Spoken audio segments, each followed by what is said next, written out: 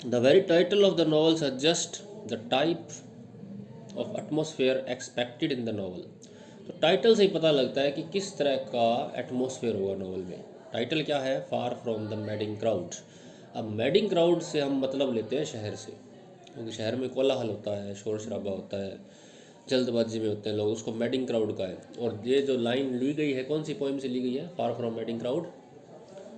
याद है क्या? टॉमस ग्रे की एलिजी है, नहीं शेक्सपियर नहीं, टॉमस ग्रे की एक एलिजी थी, उसके अंदर एक लाइन आता है ये। तो इस उस कविता के अंदर भी फार फ्रॉम मैडिंग क्राउड का मतलब ये था कि शहर से दूर। तो जब हम ये लाइन पढ़ते हैं टाइटल वाली तो हमें पता लगता है, अंदाज़ा यही होता है कि ये गांव की कहानी होगी कोई। From the title itself we guess that the novel will give more importance to presenting an atmosphere than depicting a character और अनफोल्डिंग ए कॉम्प्लिकेटेड प्लॉट। तो टाइटल से हमें गैस हो जाता है कि नॉवल ज़्यादा इम्पोर्टेंस देगी एटमॉस्फेयर को, एक एटमॉस्फेयर को प्रेजेंट करने में ज़्यादा जोर देगी, बजाय कि डेपिक्ट करने के, चित्रण करने के किसी कैरेक्टर का, या कोई एक कॉम्प्लिकेटेड प्लॉट होगा उसको खोलने में, अनफोल्ड करने में। यानी कि कॉम्प्लिकेटेड कहानी होगी, उसका कोई राज रोज खुलेगा उसके अंदर, ऐसा भी नहीं हम गैस करते, और ना ही हम ये सोचते हैं कि किसी कैरेक्टर की कहानी होगी। टाइटल से तो हमें यही अंदाज़ा हो जाता है कि ये जो कहानी है वो किसी वातावरण की है, गांव के परिवेश की कहानी है। It is perhaps with this view that the opening chapter describes Gabriel Oak's life as a farmer and shepherd. और शायद इसी दृष्टिकोण से शुरुआत में क्या होता है कहानी की, सबसे पहले कौन सा पात्र आता है हमारे आगे? गैब्रियल ओक आता है, और वो क्या है? एक फार्मर है, और शेफर्ड के रूप में उसको दिखाया गया है। Gabriel Oak's early life is very closely connected with the accidents and anxieties so common in pastoral life. अब गैब्रियल ओक की जो लाइफ है वो बहुत क्लोजली कनेक्ट है उन चीज़ों से, उन चिंताओं से, उन घटनाओं से जो गाँवों में बहुत ही कॉमन है। यानी गैब्रियल ओक क्या था? एक शेफर्ड था। उसकी चिंताएं क्या थी? कि उसकी भेड़ें सही रहे, अच्छे से पालन पोषण हो उनका, उसकी अच्छी कमाई हो, उसका कर्जा चुक जाए। तो यही चीज़ें होती है गाँव में। We find him tending his sheeps on the lonely hill side. हम उसको अपनी भेड़ों को चराते हुए पाते हैं एक अकेली पहाड़ी पर।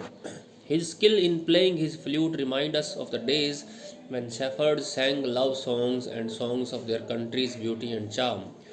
अब उसको ये भी दिखाया गया है कि वो बांसुरी बहुत अच्छी बजाता है। तो वो जो बांसुरी बजाता है बड़े स्किल के साथ, वो हमें याद दिलाता है कि किस तरह पुराने टाइम में शेफर्ड गाया करते थे।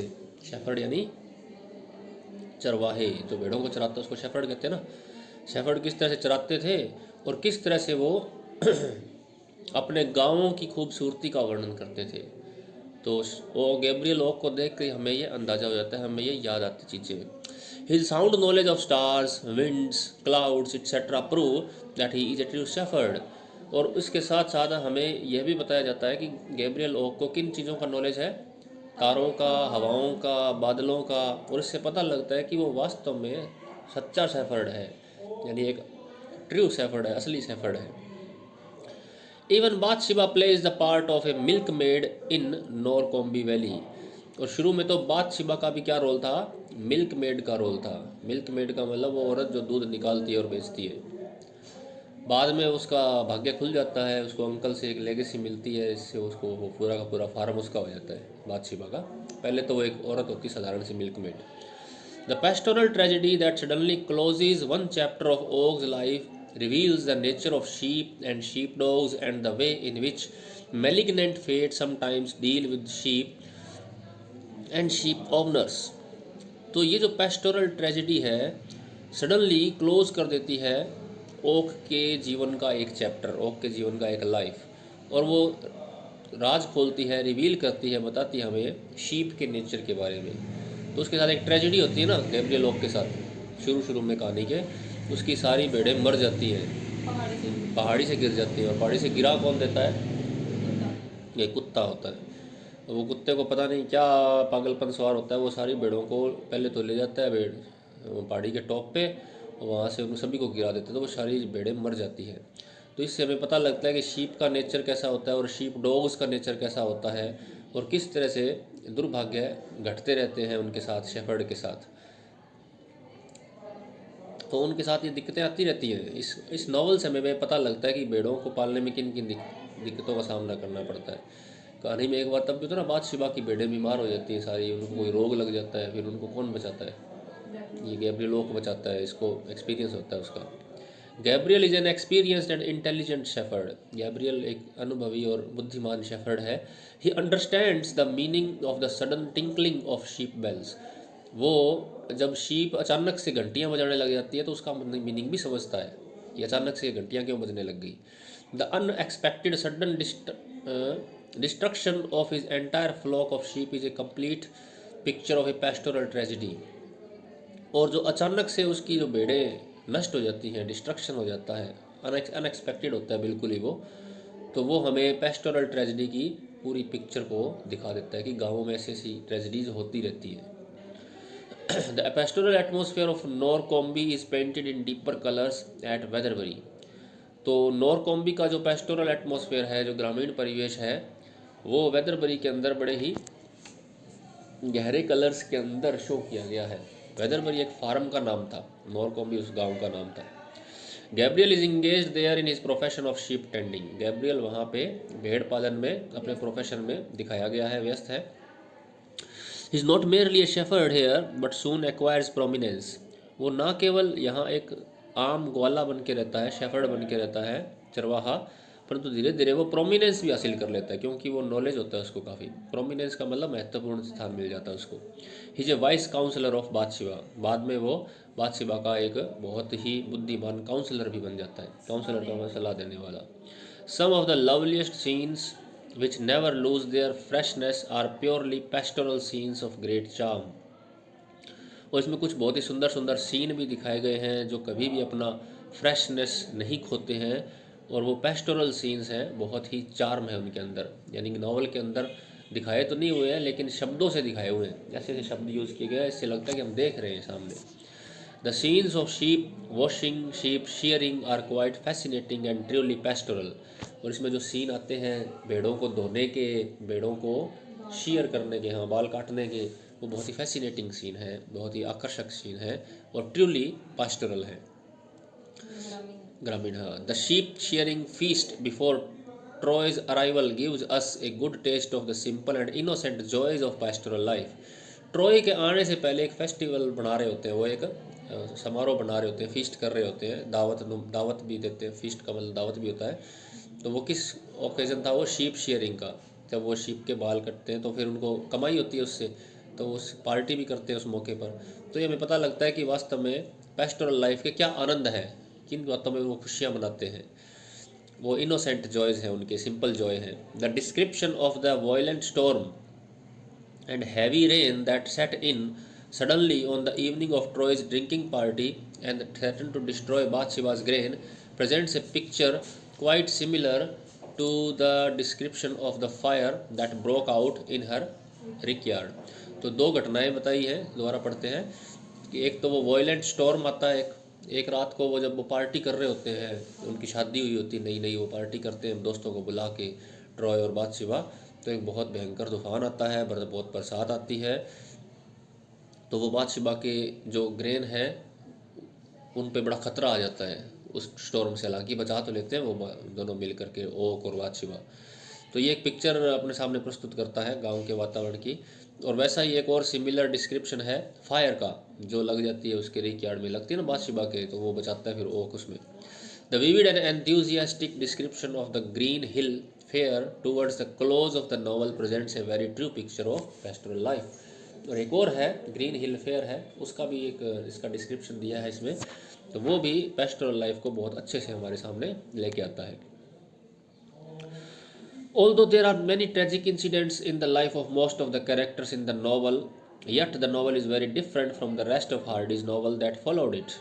हालांकि इस नावल के अंदर बहुत सारी ट्रेजिक इंसिडेंट्स होती हैं, बहुत ही दुखी घटनाएं होती हैं, दुखी करने वाली, बहुत सारे कैरेक्टर्स के साथ, लेकिन हार्डी की बाकी नावल से ये नावल काफ़ी अलग है जो उसने बाद में लिखी। इस नावल के बाद में जो उसने नावल लिखी थी ना, वो वास्तव में ट्रेजिडी थी, काफ़ी मतलब दुख उत्पन्न करने वाली थी।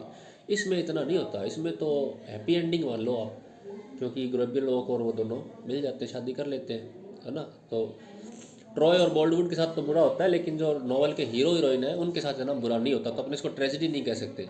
लेकिन बाकी जो नॉवल अपने देखेंगे ना हार्डी की, आके अपने पढ़ेंगे, मर्चेंट ऑफ कैस्टरब्रिज है, टेस ऑफ डरबरविलीज है, रिटर्न ऑफ द नेटिव है, इनमें बहुत ही भयंकर ट्रेजेडीज़ हैं। ये बहुत बुरा होता है उनके हीरो के साथ, हालांकि उसकी खुद की कमियां होती है इसलिए बुरा होता है, लेकिन हमें दुख होता है। तो ये कह रहा है कि ये जो नॉवल है ना फार फ्रॉम वेडिंग क्राउड, ये बाद में उसने जो लिखी थी उनसे अलग है काफ़ी।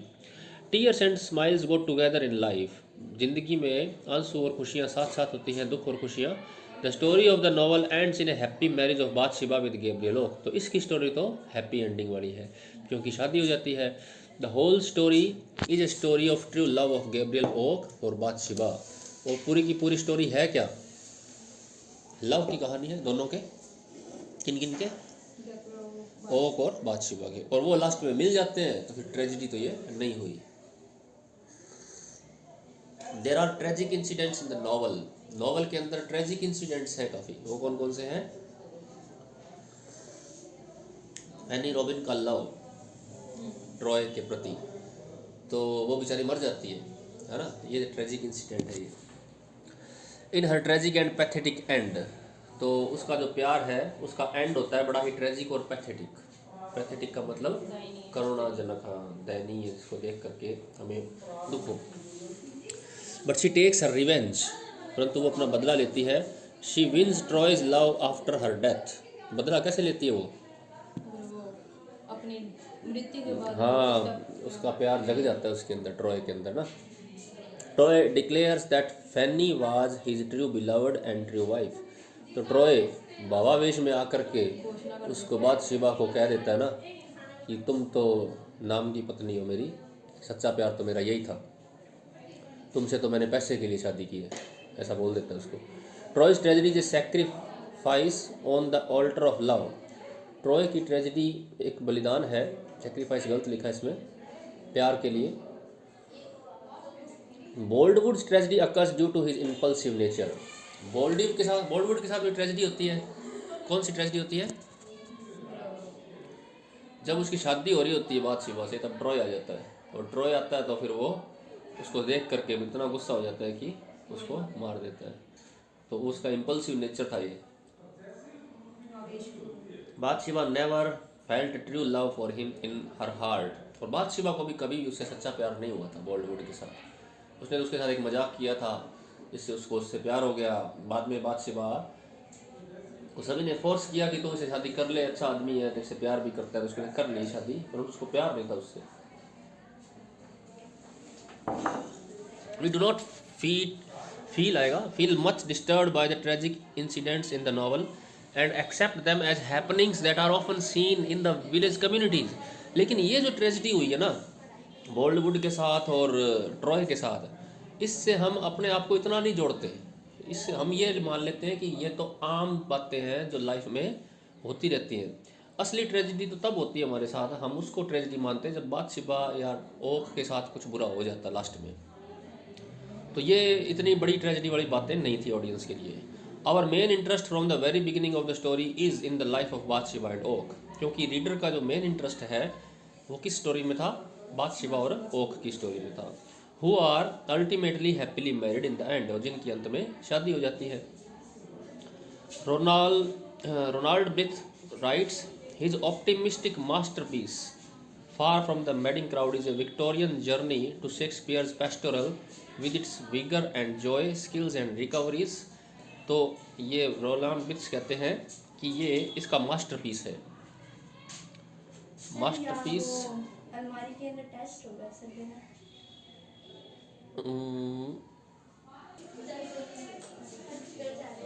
तो इसने far from the wedding crowd को मास्टरपीस कहा है, और अब ये विक्टोरियन पीरियड में लिखता था टॉमस हार्डी जिस पीरियड में था उसको विक्टोरियन कहते हैं, और शेक्सपियर जिस पीरियड में लिखता था उसको कहते हैं एलिजाबेथनेज।